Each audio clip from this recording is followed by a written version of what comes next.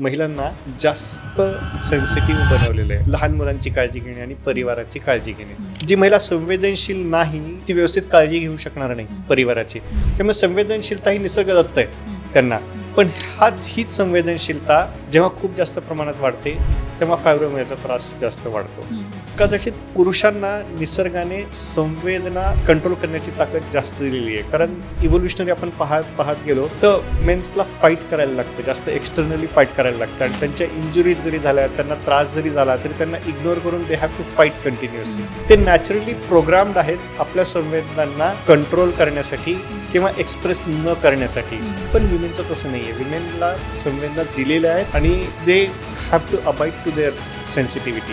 पण फायब्रोमायल्जियामध्ये जेव्हा सेन्सिटिव्हिटी वाढते तेव्हा सर्वात जास्त विमेन एफेक्ट होतात. ओव्हरऑल पाहिलं 90% ऑफ पेशंट्स ऑफ फायब्रोमायल्जिया त्या महिला असतात.